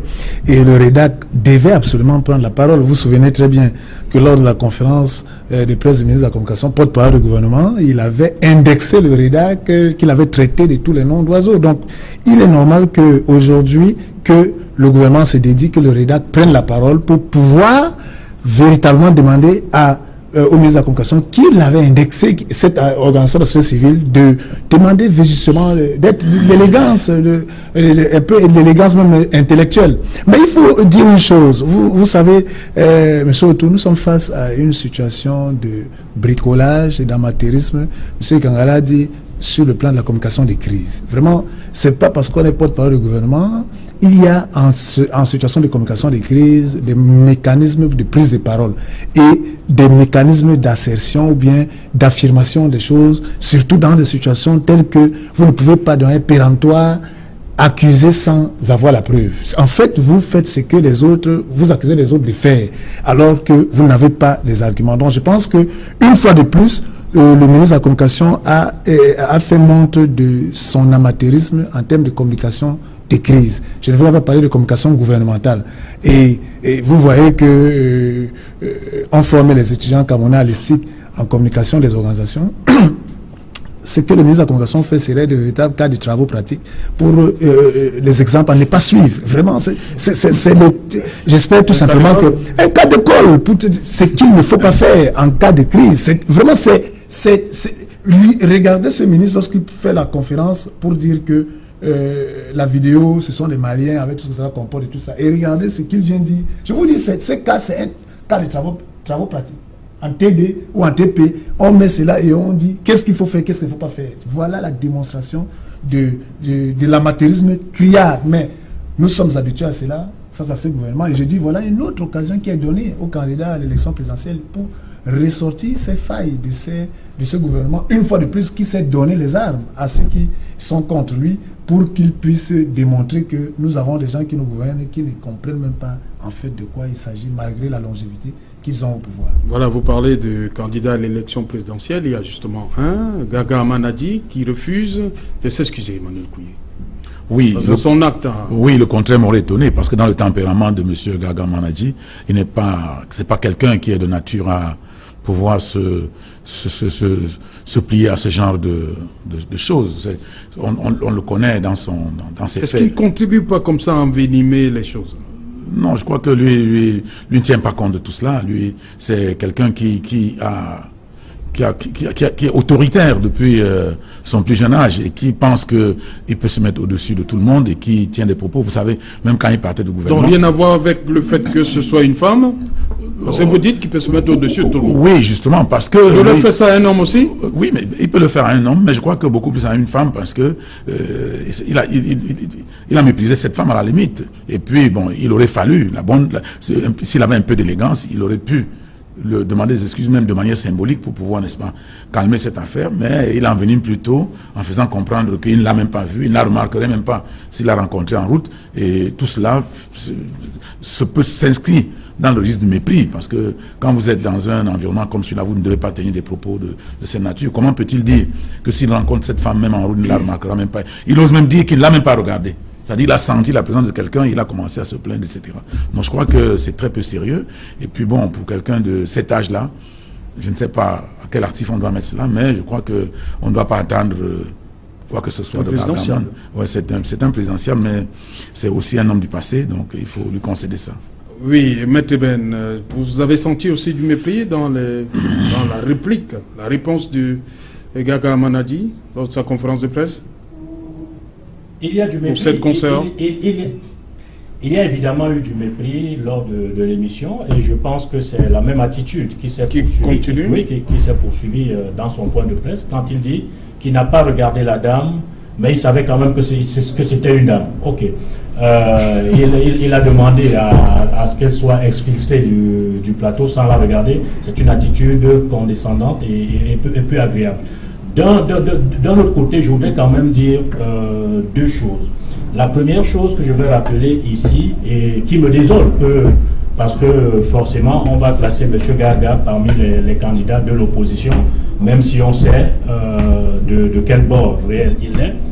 Il faut dire une chose, et les moins jeunes vont peut-être s'en souvenir à l'époque. Monsieur Gaga avait déjà eu un précédent comportemental en giflant un proviseur dans la ville de Douala.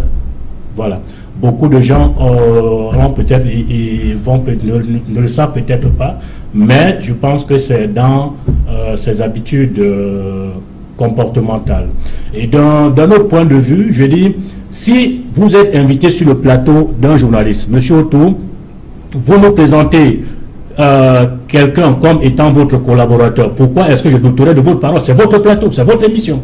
Alors, de deux choses, si je ne vous fais pas confiance, ben je ne viens pas à votre émission, c'est simple.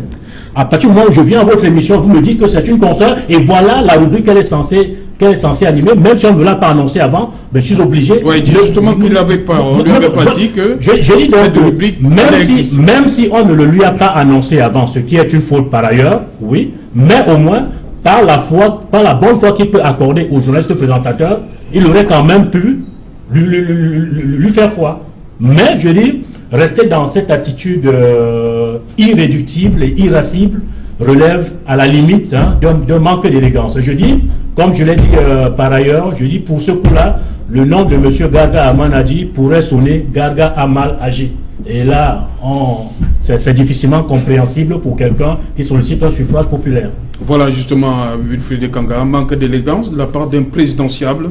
Comment vous interprétez ça pour quelqu'un qui sollicite des suffrages?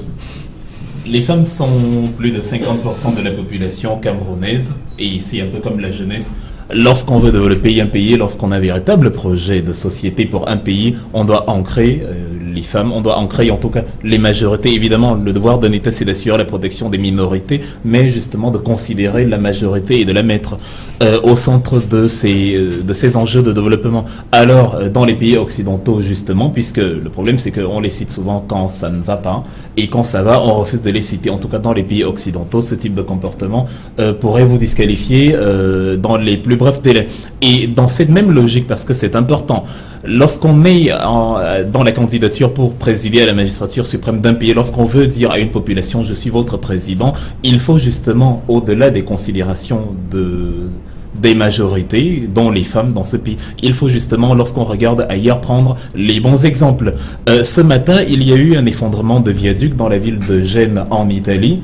Et les Camerounais, comme à leur habitude, justement, lorsque vous discutez avec certaines personnes, vont vous dire, voilà, le problème de la buse métallique à Douala, on le rencontre aussi en Italie notamment. Et parfois, vous avez même ceux parmi les présidentiables qui vous disent que bon, les catastrophes qui nous arrivent ne sont pas si graves parce qu'aux autres aussi ça arrive. Le problème, c'est qu'en Italie, il y a plus de 1590 viaducs, il y a 5800 km d'autoroute. Or, l'Italie, en superficie, ne fait que 300 000 km². C'est plus petit que le Cameroun. C'est beaucoup plus petit que le Cameroun. Donc, lorsqu'on a des éléments comme ça, on doit aussi se dire, voilà, du point de vue des bons comportements et du point de vue des bons projets, des bonnes idées, des bonnes initiatives de société, on doit aussi regarder et l'Italie et les autres pays, etc. Le problème, le Cameroun le Cameroun tire l'essentiel de ses devises à plus de 70% des rentrées pétrolières qui dépendent du dynamisme du prix à l'international. Est-ce que lorsqu'on est présidentiable, lorsqu'on s'appelle Garga Aman, Joshua Oshi, Kamto ou quiconque, est-ce que lorsqu'on est présidentiable, on a pris en compte tous ces paramètres?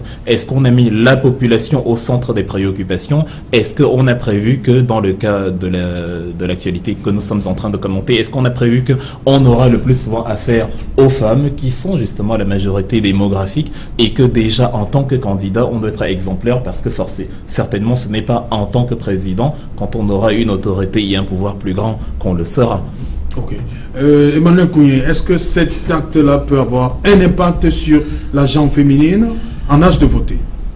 Oui, moi je pense que ce comportement devrait avoir un effet. Ça devrait avoir un effet. Bon, est-ce que M. Gargaman, tout en étant candidat aux élections présidentielles, pense qu'il peut gagner des élections ou bien il vient jouer un rôle lors de ces élections? Moi, je ne sais pas. Parce que quelqu'un qui est candidat parce qu'il attend des voix pour lui permettre d'être effectivement à la tête de l'État ne développe pas ce genre de comportement. Je crois que, vous savez, le président Biya et le RDPC, ils ont des méthodes, ils changent de méthode à tout moment. Moi, je crois que dans cette liste de 8 personnes, de 8 concurrents, parce que nous pensons que nous avons un adversaire, au SDF, le président aussi Joshua, autant que moi nous pensons que nous avons un adversaire et 7 concurrents. Alors je disais donc, je pense que le monsieur Gargaman est peut-être de ceux qui ont choisi d'être candidat pour autre raison que de devenir président de la République, parce que le RDP, ce que je disais tantôt, a l'habitude de susciter des candidatures qui lui serviront après sa fraude. Vous avez des éléments pour oui, qui lui serviront après sa fraude de dire nous reconnaissons le résultat et ça lui permettra, n'est-ce pas, peut-être de voir dans quelle mesure se consolider. Moi, je crois qu'un candidat aux élections présidentielles qui pense qu'il doit courtiser un peu l'électorat pour se faire élire ne développe pas des comportements comme cela. Ça, c'est quelqu'un qui s'en fout de tout. Vous voyez, enfin, qui n'a rien à envier de... Il s'en fiche éperdument. Donc, ce comportement-là prouve clairement que M. Gargain ne vient pas pour chercher à gagner les élections, il vient pour jouer un rôle, et puis en allant un peu loin, on peut comprendre le rôle qu'il vient jouer, et je crois que la déduction doit être celle-là, parce que si c'était un candidat qui pense pouvoir gagner les élections présidentielles, il aurait développé un comportement différent de celui qu'il a développé. Idriss Lissom, l'acte a été posé mardi dernier, une semaine après, il n'a pas bougé, hein. Il est resté sur sa position. Oui. Il est resté sur sa position parce que je pense que M. Garga a un problème de conseil en communication. Alors, il faut analyser la situation. Vous voyez des conseillers en communication partout, hein? Non, mais c'est ça. Il s'attire au Mabakari. C'est pas le problème. C'est de ça qu'il est question. Je pense que si M. Garga avait une équipe de campagne constituée, s'il était un candidat sérieux, que je présume, il devait avoir un conseiller en communication qui devait travailler avec la réalisation de cette émission, qui devait travailler avec le présentateur Aimé Robert Bina et prendre les éléments de l'émission. Est-ce qu'il devait avoir tel intervenant? Comment ça devait se passer? Préparer le candidat Gargaman à ces éléments. C'est comme ça que ça se passe. C'est pas ici que nous avons inventé la roue. Donc je pense que c'est quelqu'un qui est seul et qui est candidat à l'élection présidentielle tout seul et qui est lui-même son propre conseil de convocation. C'est pour cela qu'il aujourd'hui, en raison de point de presse, commet encore une autre bévue. C'est-à-dire que même de manière élégante, ce qu'il a dit qu'il pouvait dire vraiment à la dame qu'elle n'était pas son problème, lui, il a dit, même de manière, vraiment, je dis bien, dans l'élégance même du candidat et même de la personne, il persiste ici dans sa position. Moi, je dis, et je le dis aux téléspectateurs, malheur à ces candidats-là, et les téléspectateurs vont sanctionner. C'est-à-dire que ces électeurs vont trouver que c'est en lui, il est véritablement, si seulement candidat à l'élection présidentielle se compose ainsi, si demain il est le président de la République, vous imaginez un peu comment seront traitées les femmes. En fait, c'est ce qu'on voit par rapport à son attitude, comment il va... C'est dommage. Maître Ben, cet acte plombe la campagne du candidat Garga? Absolument, parce que je crois que M. Ekanga a rappelé que dans la composition de la population camerounaise, les femmes sont à 51, entre 51 et 52%. Alors, elles ne pourront certainement pas tolérer de voir une des leurs. La sanction ici, c'est quoi? C'est parce qu'elles ont peur que si jamais Gaga Manadi est président, ce sera pire, c'est ça? Non, vous savez, si l'être humain est essentiellement susceptible, la femme l'est doublement. Alors, voir une dame se faire traiter comme la dame journaliste a été traitée, je dis, ne serait-ce que par rapport à la susceptibilité des femmes, ça heurte. Et M. Lisson parlait de conseil en communication. Je crois que justement, peut-être que M. Gaga a un conseil en communication, mais qui lui donne de mauvais conseils. Je dis, parce que je suppose que quand quelqu'un se lance dans une aventure électorale, il se fait quand même entourer. Alors maintenant, il peut se faire entourer par de mauvaises personnes. Ok? Ben, je dis, l'individu tel qu'en lui-même, avec son vécu, avec son passé et son expérience de la gestion des hommes, aurait dû tenir un propos différent, au moins lors de sa conférence de presse. C'est-à-dire en disant, quoi, peut-être, si elle estime que je l'ai heurté ou je l'ai blessé, vraiment, je lui présente des excuses, mais pour ma part, je ne crois pas l'avoir. Voilà, ce serait simple. Mais rester droit dans ses mots, dans une attitude condescendante et hautaine, je dis, pour quelqu'un qui est lancé dans la quête d'un suffrage populaire, ça ne sert pas ses intérêts. Le fait de Kanga, il se fait tard, il peut encore se rattraper, Gaga? Il peut lui accorder une autre chance? Poser la question aux principales concernées, les femmes. Non, peut-être qu'il nous regarde en ce moment, il peut changer d'avis. Dès demain, il peut appeler notre consoeur. Il faudra maintenant mesurer la capacité de conviction. Est-ce que ce sera des excuses de circonstance parce qu'on veut des voix? Ou alors, est-ce que ce serait des excuses réelles dans les pays? Mais les excuses, déjà, en soi, c'est une bonne chose. Oui, on dit une faute avouée à moitié pardonnée. Maintenant, il faut l'autre moitié, puisque vous l'avez simplement avoué. Maintenant, il faut assumer et convaincre que oui, après l'avoir avoué, vous la regrettez réellement. Dans les pays sérieux, cela s'appelle du sexisme. Et maintenant qu'il a procédé comme ça, voilà, il faut qu'il prouve à la population. Et les autres candidats, de toute façon, ont le même exercice à réaliser. C'est ce qu'on fustige d'ailleurs de la part de tous ces candidats-là, c'est que, est-ce que vous prenez la population camerounaise comme justement du bétail électoral et vous devenez le plus proche du peuple possible parce que les élections approchent, ou alors est-ce que vous avez réellement mis cette population-là au centre des préoccupations? C'est la question qu'on se pose justement quand on voit le focus qu'ils mettent, en tout cas la balance de focus qu'ils mettent entre et le contenu du projet et les guéguerres qu'on se fait parfois. En fait, qu'est-ce qu'on veut réellement? Donc la question envers Garga Aman, bon, s'il s'excuse déjà de humain à humain, il le doit. On ne s'excuse pas parce qu'on veut être président ou redorer son blason sur la place publique. On s'excuse parce que quand on a agi de manière non conforme aux règles éthiques du vivre ensemble, on a remis en question l'acte qu'on a posé. Ce sera peut-être difficile au regard de ce qu'on a suivi, Emmanuel Kounié, parce qu'il continue de dire qu'il n'a rien fait à notre consoeur. Non, je dis que, pour ma part, moi je ne m'attends plus à quoi que ce soit. Moi je suis persuadé personnellement que le ministre Garga n'est pas un candidat qui est venu chercher les suffrages parce qu'il pense qu'il peut gagner les élections. Je crois que ses motivations sont ailleurs. Et moi, je soupçonne que c'est un candidat, excusez-moi, une sorte de candidat d'ambiance qui pense que qu'il soit élu, qu'il ne soit pas élu, il essaie de se faire. Non, c'est pas la première fois quand même qu'il se jette tout à fait. Dans la course. Oui, il se jette pas le de candidat d'ambiance. On peut se jeter à la course à plusieurs reprises pour les mêmes motifs. Je peux vous dire que... Il est toujours parmi les 5 premiers quand même. Hein? Oui, parmi les 5 premiers, mais il est de ceux qui reconnaissent toujours très rapidement les résultats. Mais c'est ce que vous demandez en démocratie, non? On félicite le vainqueur. Il faut féliciter le vainqueur quand c'est le vrai vainqueur. Monsieur Biya n'a jamais gagné les élections, malheureusement.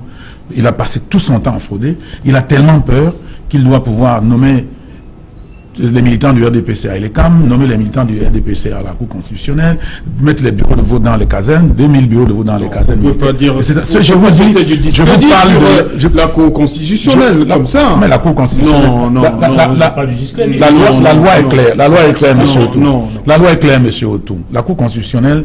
Je n'ai pas la loi en tête, mais la Cour constitutionnelle doit être constituée, n'est-ce pas, avec un certain quota de membres qui sont proposés par l'Assemblée, par le Sénat et par le Conseil supérieur de la magistrature. Bon, pour le Conseil supérieur de la magistrature, je ne peux rien dire, mais je peux vous dire que mon parti, le SDF, est dans le bureau de l'Assemblée nationale, était dans le bureau de l'Assemblée nationale, est dans le bureau de l'Assemblée nationale et était dans le bureau du Sénat. Donc si ce bureau avait été consulté, nous serions au courant. Donc M. Biya a nommé d'autorité cette Cour constitutionnelle, constituée des militants du RDPC. D'ailleurs, dernièrement, vous avez vu un des membres de la Cour constitutionnelle qui a signé une motion pour demander à M. Biya de soutenir sa candidature. Et l'ECAM est constitué des anciens militants du RDPC. Nous l'avons décrié. Ils n'ont pas voulu tenir compte. Les bureaux de vote, nous avons décrié, nous avons même fait des correspondances pour leur dire que les casernes militaires n'étaient pas des lieux propices au vote, mais ils ont mis 2000 bureaux de vote dans les casernes. Ça veut dire que 2000 bureaux de vote, ça fait 1 million de voix. Donc nous allons à ces élections. 2000 bureaux de vote 2000 bureaux de vote dans les casernes militaires, partout dans la République. Nous avons compté, ça fait 2000 bureaux. Et ces 2000 bureaux de vote se situent à des endroits où les élections vont se passer sous haute pression, parce que dans ces bureaux de vote, le principe c'est que le jour du vote, l'ECAM apporte les cartes de membres qui n'ont pas été retirées et on les dépose dans les bureaux de vote. Et dans ces lieux où il y a des gens en armes, on peut prendre ces cartes, et on a d'ailleurs pris parfois ces cartes. Moi j'ai été scrutateur, représenté mon parti dans la caserne militaire. Vous savez que c'est pas la première fois que ça se passe? Ça se passe, c'est pas la première fois. Ça s'est passé en 2013. Nous sommes arrivés, nous sommes venus ici chercher la télévision Equinox pour aller filmer à l'Hôtel de l'Air. Parce que c'était du jamais vu là-bas. Donc nous, c'est pas parce que ça s'est passé comme ça que ça doit se passer. Puisque il y a eu une fraude massive là-bas. Aujourd'hui, ça ne garantit pas du 100% pour le candidat RDPC. Non, le problème n'est pas que ça garantit. Justement, votre président régional, Emmanuel Tonga, qui depuis met un peu de la pression et les camps par rapport à la présence de ces bureaux de vote, a sorti les chiffres. On sait que ce n'était pas du 100%. Non, ce n'est pas pour approuver. Oui, mais c'est pour dire que ce n'est pas une garantie.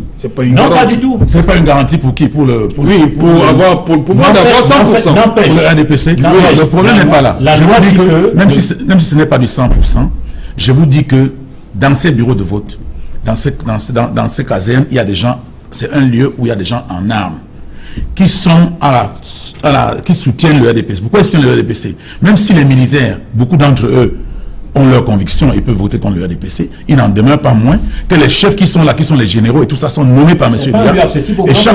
Et chaque fois qu'on les nomme, ils vont danser au village pour dire que j'ai une autre part. Donc c'est des gens qui sont acquis au RDPC. Et nous ne sommes pas d'accord que les bureaux de vote se trouvent à ces endroits. Nous savons que les militaires ne vont pas être entièrement acquis, mais on peut les contrôler mieux, on peut faire pression sur eux. Oui. Et puis ils se disent que s'ils sont à ces endroits, ils ne sont pas... Nous avons déjà organisé un débat là-dessus. Merci.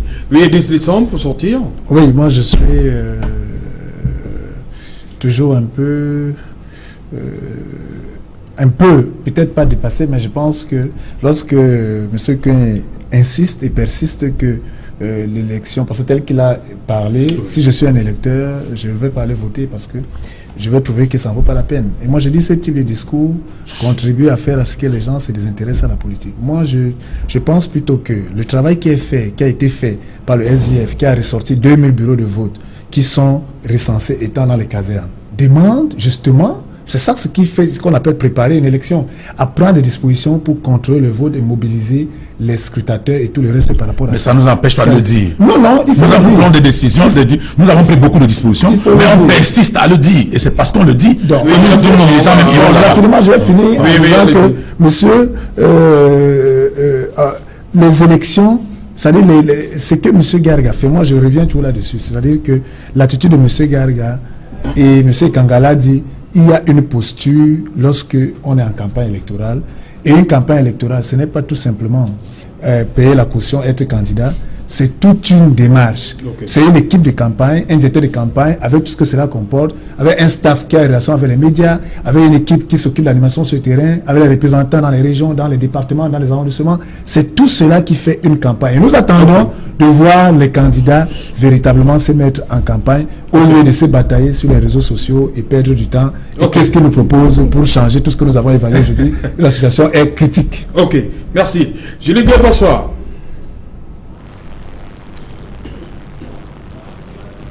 Bonsoir, bonsoir à tous vos invités et bonsoir à tous ceux qui nous regardent.